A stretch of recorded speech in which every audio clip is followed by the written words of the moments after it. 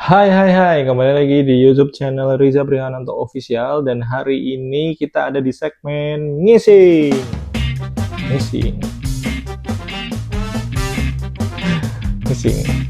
Ngobrol informatif singkat. Aku nggak tahu ini akan menjadi satu obrolan informatif yang singkat atau tidak, tapi hari ini aku akan menceritakan pengalamanku tentang salah satu momen liburanku ke Bali.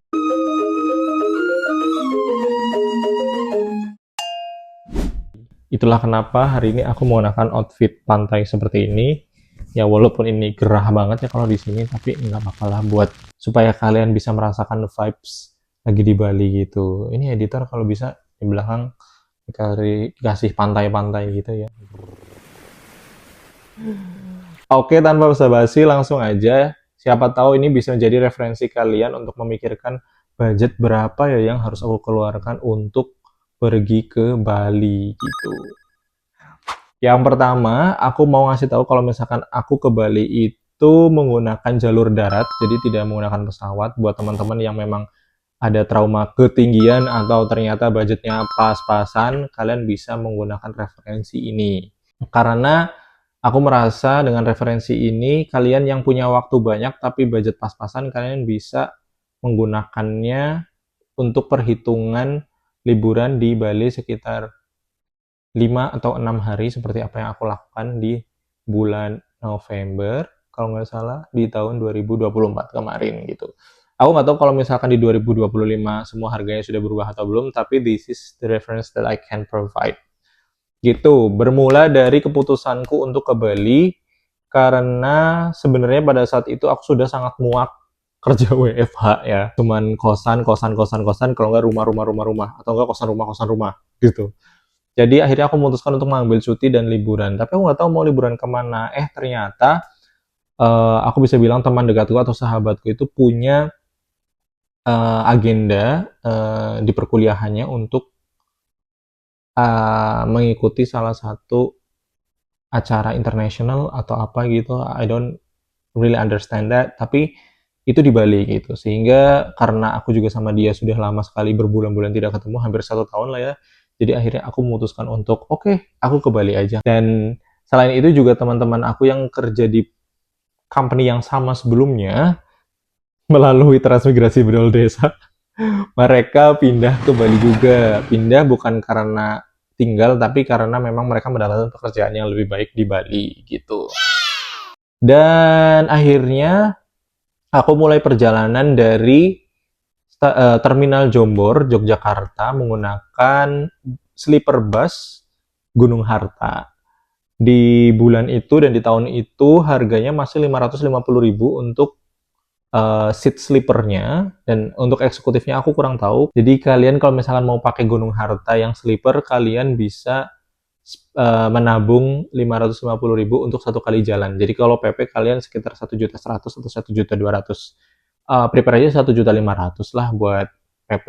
I don't really know juga untuk pesawat berapa, tapi that's how I experienced with the price of sleeper bus Gunung Harta gitu. Untuk tempat duduk yang sleepernya itu ada 1, 2. Jadi satu sisi itu sebelah kiri satu orang, yang sebelah kanan itu untuk berdua. Terus ada seat atas sama seat bawah. Jadi kalian untuk yang travel sendirian, kalian mungkin bisa pilih yang single. Dan kalau kalian pasangan atau kalian punya temen gitu yang jalan bareng sama kalian menggunakan sleeper bus ini, kalian bisa pilih yang double gitu, atau yang berdua ini gitu. Karena to be honest, yang berdua ini aku sudah merasa mencoba untuk memberikan batas untuk tidak bersentuhan tapi tetap bersentuhan, dan untuknya pada saat itu di sampingku adalah laki-laki gitu. Jadi aku tidak terlalu uh, sungkan untuk tetap ngobrol gitu atau untuk bersinggungan secara fisik, karena kan kalau misalkan perempuan kan bisa dianggap bagaimana gitulah ya. Jadi ini juga perlu diperhatikan kalau kalian mau memilih sleeper bus dan kalian jalan sendirian, kalian bisa pilih yang single. Tapi mostly untuk yang single ini pasti sold out-nya cepat. Jadi kalian bisa misalkan mau pergi hari Sabtu, kalian hari Senin udah pesen gitu. Jadi kalian bisa pilih seats-nya lebih bebas gitu. Terus tersedia fasilitasnya apa aja di Gunung Harta? Di Gunung Harta ini fasilitasnya jelas ada kamar mandi yang bisa digunakan ketika busnya berjalan hanya untuk buang air kecil. Itu. Terus untuk busnya itu dibagi menjadi dua bagian, yang belakang itu buat sleeper, yang depan itu buat eksekutif atau suits. Ya aku kurang paham, tapi di depan yang tempat duduk aja gitu. Kalau yang belakang itu buat sleeper yang bisa jadi tempat tidur, terus dapat guling, dapat bantal, dapat selimut, dapat snack juga. Kalau snack sih mungkin semuanya dapat ya, tapi mostly fasilitas sleepernya itu yang tidak didapatkan di kelas eksekutifnya. Perjalanan itu sekitar 18 jam mungkin gitu. Tapi so far aku ngerasa nyaman aja sih menggunakan bus itu. Cuman apakah ini adalah bus sleeper ternyaman? Aku bisa jawab belum, karena aku sudah pernah merasakan bus sleeper yang lain yang lebih nyaman. Cuman untuk rute ke Bali aku baru pernah nyoba yang ini gitu. Karena sebelumnya yang aku coba adalah rute Jogja Malang. Kalau kalian penasaran bis yang rute Jogja Malang, kalian bisa scroll di channel YouTubeku ada, atau nanti aku kasih thumbnailnya di sini buat ngecek yang Jogja Malang referensinya. Itu. Terus perjalanan dimulai dari stasiun Jombor, terminal Jombor sekitar habis zuhur gitu. Sampai akhirnya kita transit di tempat makan itu asar lah atau habis asar kayak gitu. Terus kita nyebrang pas malam-malam, mungkin jam 12 malam atau jam 1 malam ya kalau nggak salah, dan sampai di tempat pemberhentian busnya itu sekitar jam 5 pagi. Untungnya di tempat pemberhentian terakhirnya, aku kan turun di tempat pemberhentian terakhir itu, ternyata di sampingnya itu ada Circle K. Ya, kita jadi kalau misalnya kelaparan atau mau nunggu jemputan kalian, kita bisa istirahat di situ dan beli makan atau apa, karena di situ 24 jam gitu. Dan akhirnya aku di situ order Grab untuk menuju ke tempat tinggal temanku yang dari company sebelumnya. Gitu. Jadi aku tidak langsung ke hotel karena tidak ada hotel, karena check-in hotelnya itu setelah jam 12 siang. Kayak gitu. Dan itu masih jam 5 pagi ya. Orangnya juga, drivernya cukup ramah gitu. Jadi tidak menakutkan itu untuk bepergian sendirian ke Bali menurutku pribadi. Gitu. Terus sampainya di kos temenku itu mungkin perjalanan sekitar 30 sampai 45 menitan baru sampai di kos temenku, dan ya kita temu kangen dan ngobrol-ngobrol lah experience di bukan kehidupan, maksudnya kayak di fase-fase ketika kita udah pindah dari perusahaan yang sama terus pindah ke perusahaan yang baru gitu. Itu sampai akhirnya siang. Setelah siang kayaknya aku sudah menjelang maghrib gitu ya, aku baru OTW ke hotel karena temanku yang book hotel itu udah sampai dan udah book gitu, maksudnya udah check in maksudnya. Susah banget cari kata check in gitu. Akhirnya aku menuju ke hotelnya itu di Kuta, di Kuta, Bali. Itu sekitar perjalanan 15 sampai 20 menitan lah kalau nggak salah dari kos temanku. Jadi agak lumayan jauh juga dan menyenangkan. Tapi menurutku karena aku adalah orangnya bisa disebut gumunan ya. Gumunan itu apa ya, kayak gampang gampang impressed gitu ya, kayak suka melihat kanan kiri, melihat sesuatu yang baru yang aku belum pernah uh, alami gitu, atau yang belum pernah I never experienced before. Aku nggak tahu cara ininya gimana, tapi kayak gitu. Jadi aku tidak merasakan perjalanan itu lama gitu, karena ada aja kayak new experience atau new things yang aku baru lihat di Bali gitu. Walaupun di tahun 2012 itu aku sudah sempat ke Bali, tapi it's totally different from Bali now gitu, karena pada saat itu Bali masih cukup lumayan sepi ya. Maksudnya sekarang sudah banyak banget yang namanya beach club atau apa dan lain-lainnya yang menambah crowd gitu di pesisir pantai Bali gitu. Terus akhirnya aku sampai di hotel, check in, beres-beres apa dan segala macam sudah, dan bercengkrama di hotel sampai akhirnya kita istirahat dan memulai hari esok dengan aktivitas yang baru. Itu. Oh, di Bali di Kuta ini kita di hotel cukup dekat dengan pantai. Jadi kalau misalkan mau refreshing kalian bisa cari hotel yang dekat pantai yang kita bisa jalan kaki ke pantai gitu. Cuman aku tidak akan spill hotelnya apa karena aku merasa experience-ku di hotel ini cukup biasa aja gitu. Jadi untuk dijadikan referensi mungkin kalian bisa DM atau chat aku secara personal di Instagram.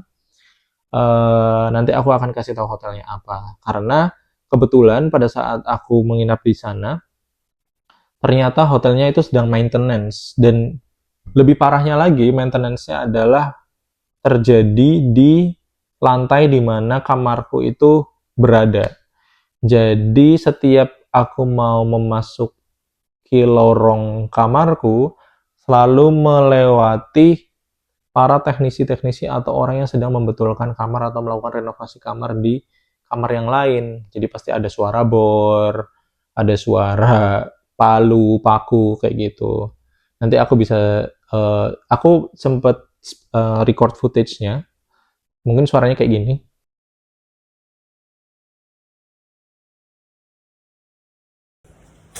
Lumayan kan kalau misalkan kalian mendengar itu secara berulang-ulang, cuman untungnya di kamar hotel itu lumayan maksudnya dari luar itu tidak terlalu bising ya, lumayan kedap. Walaupun tetap masih terdengar suara-suara itu tapi tidak terlalu mengganggu lah untuk kita tidur gitu. Terus untuk budget hotelnya sendiri kalau nggak salah itu em, berapa ya? Sebentar, aku cek dulu. Kayaknya sekitar 600 600 ribu apa ya, per malam. 3 jutaan lah saat 6 hari itu. Nanti aku akan spill harganya di sini untuk hotelnya. Jadi kalian bisa perkirakan budget. Dan aku juga akan spill sedikit hotelnya seperti apa. Kalian bisa lihat kayak, oh hotel seperti ini dengan budget segini gitu. Tapi ingat ini di November atau Desember 2024. Aku nggak tahu kalau misalkan sudah ada kenaikan harga atau belum saat ini gitu. Ya aku dapat kamar 322 pada saat itu. Hotelnya juga sudah menggunakan kunci yang kartu ya. Jadi oke lah, maksudnya bukan hotel yang pakai kunci ceklek-ceklek gitu. Ceklek-ceklek. Terus ya ada gantungannya juga dan ya ini yang agak kurang mungkin menurutku kayak nggak ada lemari gitu. Di sini cuma ada gantungan aja jadi kita naruh semua barang-barangnya itu benar-benar di gantungan itu. Dan kamar mandinya ya oke aja gitu. Terpisah antara yang buat mandi sama buat yang buang air besar gitu. Jadi oke lah kalau misalkan ada air-air itu tidak membanjiri kamar mandinya kayak gimana gitu. Ada cermin besar juga. Terus ya dekorasi-dekorasinya seperti inilah. Ada kursi, ada TV. Terus yang unik di sini adalah ada dekorasi kayak fakultas teknik nih. Nggak tahu kenapa tiba-tiba ada dekorasi fakultas teknik gitu. Atau mungkin karena mengusung tema apa ya, futuristik, kita nggak tahu. Di situ ada tempat ngedit dan ada tempat santai aja. Dan yang unik di tengah-tengah hotel ini tuh ada tiang gitu di tengah-tengah kamar. I don't know if it also exists in other room atau enggak, tapi di kamar hotelku tuh ada tiang di tengah-tengah kamar gitu. I don't know what is actually the function of this tiang, tapi that's the fact, guys. Untuk jendelanya mengarah ke jalan langsung. Terus, nah ini tiang yang aku maksud. Tiangnya begini guys. Nah bisa dipeluk tuh kalian. Jadi kalau misalkan nginep sendirian kalian bisa memeluk tiang. Yang tiang. Tiang itu di Bali namanya artinya orang ya kalau nggak salah ya. Gitu. Ya itu aja sih spillan hotelnya. Eh, habis itu, oh iya fasilitas di sekitar hotel itu cukup lengkap juga karena di sebelah utara ya kalau nggak salah. Oh nggak inget pokoknya di samping hotel persis itu ada tempat laundry baju, terus ada Circle K, ada Indomart, ada Alfamart. Jadi kalian kalau misalkan butuh sesuatu bisa langsung ke daerah situ aja dan jalan kaki gitu. Terus untuk street foodnya juga ada banyak, bukan street food ya, maksudnya tempat makan di pinggir jalan di daerah sekitar hotel itu juga cukup banyak. Jadi kalian bisa cari tempat makan khas Bali, khas India, Timur Tengah, atau tempat makan Jawa juga ada di daerah situ. Dan budget untuk makan mungkin kalian bisa sediakan sekitar 50.000 untuk satu kali makan buat satu orang ya, satu porsi. Kalau misalkan kalian sama pasangan ya mungkin bisa dikali dua aja gitu. Untuk kemana-mananya aku di Bali itu pakai Grab. Baik, memang cukup panas ya di Bali, tapi nggak bikin aku tuh pengen naik Grab car. Jadi tetap naik Grab bike itu masih oke gitu. Kalau di Surabaya dulu aku ngerasa kayaknya aku harus pakai Grab car deh, nggak bisa pakai Grab bike gitu. Dan buat jalan kaki juga masih sangat oke menurutku, panasnya nggak terlalu yang gimana, kecuali mungkin kalian jalan kaki di jam sekitar 11 sampai jam 2 siang itu juga lumayan cemeter mataharinya. Apalagi di daerah pesisir pantai gitu. Tapi kalau misalkan di kota-kota di daerah pegunungan aku juga nggak kesana, jadi I don't know how is the weather di area tempat yang cukup tinggi gitu. Karena teman-temanku juga di daerah, maksudnya di pinggir pantai. Aktivitas di sana aku nggak terlalu banyak juga, cuman ketemu sama teman-teman aja, kayak teman-teman kerja di company yang sebelumnya gitu kan, nggak cuman satu orang ya, aku sempat ketemu beberapa orang, yang ketemu di kosan, ketemu di kafe gitu, ketemu di tempat makan. Aku sempat nyobain beberapa makanan Bali, ada ayam betutu Bali sama nasi campur Bali. Tapi nasi campurnya ini nasi campur yang halal ya, bukan nasi campur yang pakai eh, babi. Kalau yang ayam betutu itu aku merasa makan sesuatu yang sangat unik di dalam mulut karena rempah-rempahnya itu sangat variatif dan nonjok satu sama lain gitu loh. Jadi kayak rempah-rempahnya tuh nggak ada yang mau ngalah satu sama lain ketika lagi dimakan gitu loh. Tapi aku masih tetap bisa makan karena notabene aku bukan orang yang sangat pilih-pilih makanan. Maksudnya ketika aku ditanya apakah aku bisa mendefinisikan makanan ini enak atau enggak, aku masih nggak tahu gitu itu enak atau enggak. At least itu masih bisa aku makan dan masih terasa itu makanan itu akan aku makan gitu. Terus mungkin yang lumayan bikin pengen nambah lagi itu sate lilitnya sih, sate lilit ya kalau nggak salah, atau sate apa gitu yang dikepel-kepel gitu, yang bukan bukan ditusuk-tusuk gitu. Mungkin kayak gini nih bentuknya. Ah, mampus editor. Nah, dari situlah aku memutuskan untuk mencari makanan-makanan yang cocok di lidah aja gitu kalau untuk makan malam. Tapi kalau misalkan untuk sarapan kan dapat dari hotel dari jam 7 sampai jam 11 siang sampai jam 10 siang lah gitu. Terus makan siang nih baru kita cari sambil explore-explore di Bali gitu. Nah, di explore hari pertama aku cobain ayam betutu itu, ayam betutu khas Gilimanuk. Terus habis itu aku cobain makanan Timur Tengah dari Syrian Chef, itu kedainya namanya. Terus yang ketiga aku coba nasi campur. Sebenarnya itu udah aku tunjukin, ya udah aku bikin konten di Instagramku. Jadi kalau kalian penasaran kayak apa, kalian bisa langsung ke Instagramku dan cek postingan-postingan tentang makanan-makanan Bali di Reelsnya. Kayak gitu, dan memang harganya rata-rata ya sekitar 50 ribuan gitu. Tapi untuk makan makanan Jawa atau makan makanan yang dari luar Bali, mungkin budgetnya sekitar 20 sampai 30 ribu lah untuk satu satu porsi ya, karena aku sempat beli ayam masak mentega gitu 28.000, itu udah dapat 4 atau 3 potong ayam yang bisa kalian makan buat lauk. Untuk budget makan itu sih. Terus kalau misalkan untuk rekreasi, aku nggak kemana-mana, cuman ke salah satu coworking space di Kuta namanya Warna Coworking Space atau warna apa ya? Sebentar, warna Kute. Ya, namanya Warna Kute. Di sana sebenarnya nggak cuman coworking space. Di sana ada beberapa kayak coffee shop, terus ada tempat jualan es krim, apa dan segala macam kayak gitu-gitu. Tapi karena pada saat itu aku harus bekerja dan melakukan beberapa update file dan dokumen, akhirnya aku memutuskan untuk ke coworking space-nya. Memang lumayan juga budgetnya untuk satu hari itu sekitar 90.000 kalau nggak salah. Tapi itu untuk satu hari ya, sampai sampai sebelum si coworking space-nya tutup gitu.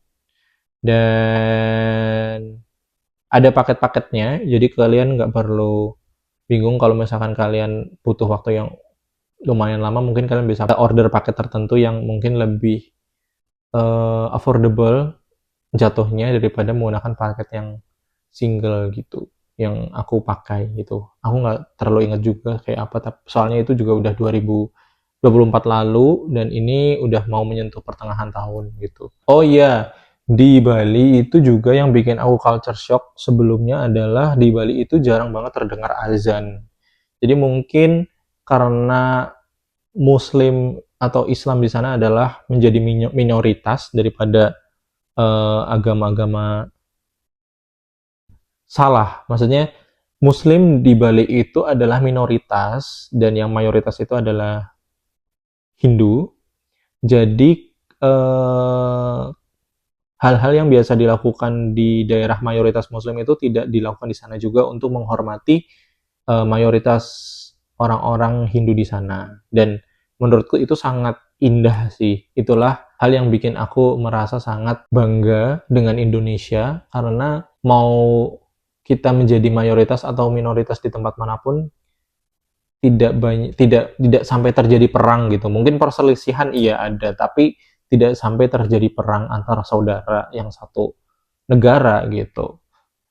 Semoga sih kedepannya dengan experience yang aku alami ini, aku juga bisa mendapatkan pengalaman lain di daerah lain yang sama, di mana perbedaan itu bukan menjadi satu titik perpecahan, tapi bikin penuh warna dan penuh makna gitu daripada menjadi titik atau bakal sebuah perpecahan gitu. Dan aku juga tidak merasa terintimidasi atau apa ketika berada di Bali sebagai seorang muslim karena di Bali juga ada masjid, bahkan di masjid itu aku merasa itu menjadi salah satu wisata apa ya, wisata hati, wisata jiwa yang aku belum pernah mengalami ini sebelumnya di kota manapun. Karena ketika aku ke salah satu masjid di Bali, itu jamaahnya sangat diverse ya, dari orang Bali aslinya, dari orang Jawa, ada juga orang Sunda, ada yang dari etnis Tionghoa, ada yang bule Arab, ada yang bule Western, ada yang bule Asia juga. Dan mereka belongs to satu tempat untuk beribadah bersama gitu. Dan yang lebih apa yang menyentuh hati lagi adalah orang-orang Islam di sana yang beribadah di masjid itu bukan hanya menjalankan sholat fardunya atau ibadah utamanya, tapi mereka juga menjalankan sholat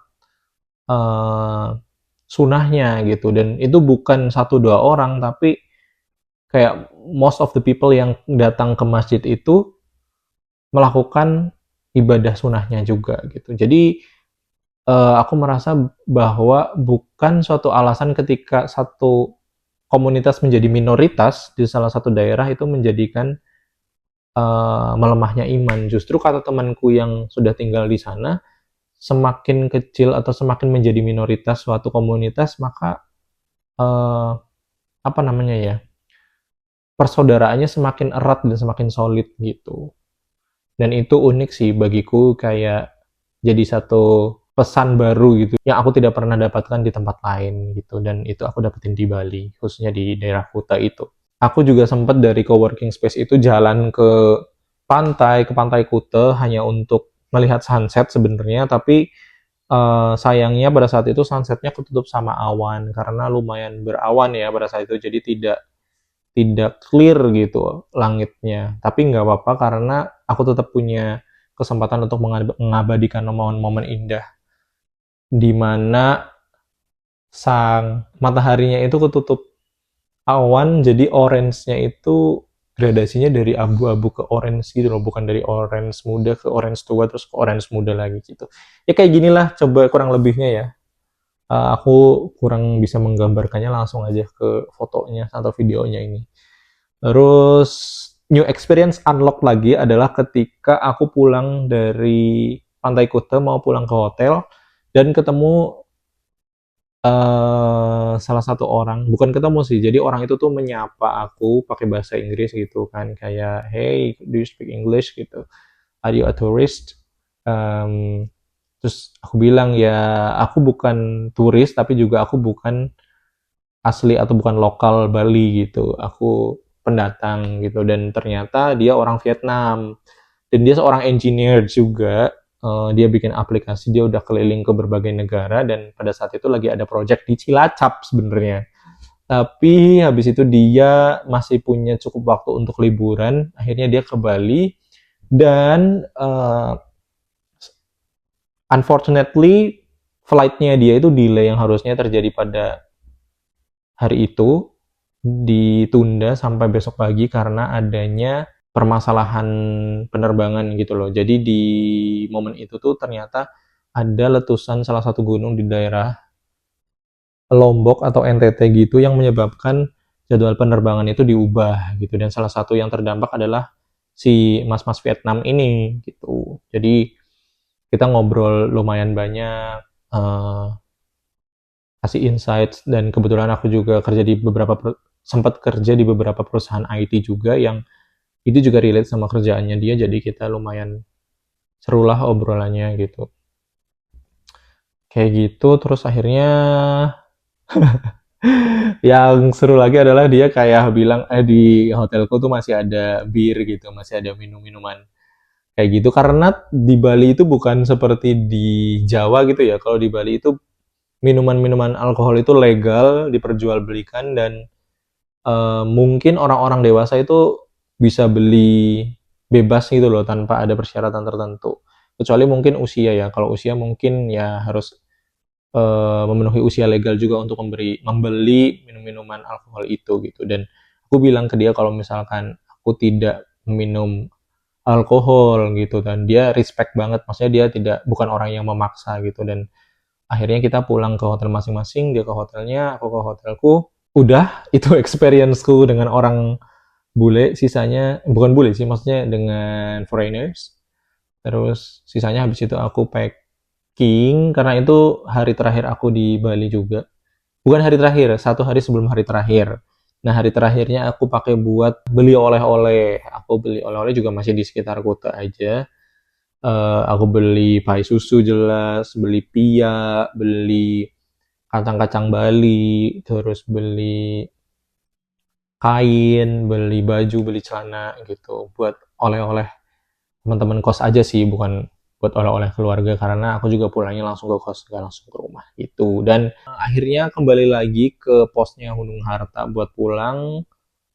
Dan di pulang ini aku dapat kayak keberuntungan gitu ya. Jadi ada satu pasangan gitu pas di bis itu, ternyata eh mereka itu pesen dua seat yang berbeda. Yang satu si mbaknya ini pesen di seat single, masnya pesen di seat double. Jadi kan mbaknya di bawah single, masnya di atas double sampingan sama aku gitu. Dan akhirnya masnya tuh nego pengen sebelahan sama mbaknya. Terus akhirnya aku dapet seat yang single, dan akhirnya aku kayak experience new things juga ketika pulang. Yang tadinya aku dapat yang berdua gitu, tapi akhirnya aku dapat yang seat single sendirian gitu. Dan di bawah, tadinya kan di atas, dan kayak kita harus manjat-manjat gitu untuk mencapai tempat yang kita tuju gitu. Itu aja sih guys pengalamanku ke Bali. Jadi buat kalian yang pengen ke Bali, tadi aku bisa rangkum untuk transportasi daratnya itu pakai sleeper Gunung Harta 550.000 sekali jalan. Jadi kalau PP pulang perginya itu 1.100.000. Terus habis itu buat hotel 6 hari, 5 hari atau 6 hari itu sekitar 3 sampai 4 juta. Terus itu berdua ya. Jadi kalau misalkan kalian punya temen yang akrab, baik, itu sahabat, bisa banget dijadiin tempat untuk split bill biar lebih murah. Terus buat transport ke mana-mananya mungkin kalian bisa spend sekitar 300 sampai 400 ribu buat Grab. Tergantung. Tapi kalau misalkan kalian mau lebih hemat dan lebih mau explore banyak hal lagi, di sana ada penyewaan motor juga. eh Harganya aku lupa berapa, nanti aku cantumkan di sini karena aku harus tanyain ke temanku dulu karena dia yang sewa. Terus buat makan budgetnya anggaplah 50 ribu sekali makan. Kalau misalkan kalian cari hotel yang ada breakfastnya, itu bisa banget untuk meminimalisir budget untuk konsumsi gitu. Tuh guys, dan ini tergantung tujuan masing-masing di sana mau ngapain. Karena aku di sana sebenarnya nggak ngapa-ngapain, cuman pengen kayak new vibes aja setelah kerja berpuluh-puluh bulan, kosan rumah kosan rumah kosan rumah, dan aku pengen suasana baru. Akhirnya aku ke Bali dan aku tidak ke mana-mana, maksudnya aku tidak menjelajah Sanur, aku tidak menjelajah Ubud, aku tidak ke Kintamani, tidak ke Canggu. Jadi budgetku cukup kecil. Tapi kalau misalkan kalian pengen kemana-mana sana itu, mungkin kalian harus spend budget lebih dari yang aku sampaikan tadi. Terima kasih udah nonton ngising episode 1 ini sebagai tempat mencari informasi yang informatif dan inspiratif. Semoga ini bisa memberikan kalian insight yang cukup untuk kalian terbuka terhadap experience yang baru di masa depan gitu. Sekali lagi terima kasih dan see you. Wassalamualaikum warahmatullahi wabarakatuh.